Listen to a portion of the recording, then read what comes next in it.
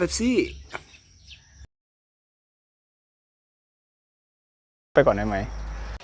เตกิโลโซสวัสดีครับพบกับผมเก่งตีใกล้อีกครั้งนะครับพร้อมน้องเป๊ปซี่กับน้องแรมมี่นะครับวันนี้นะครับผมจะมาทำเสื้อมัดย้อมลายนี่ครับลายก้นหอยแผ่รัศมีนะครับ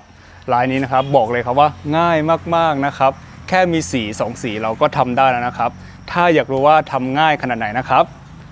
พร้อมไหมคะโอเคนะครับไป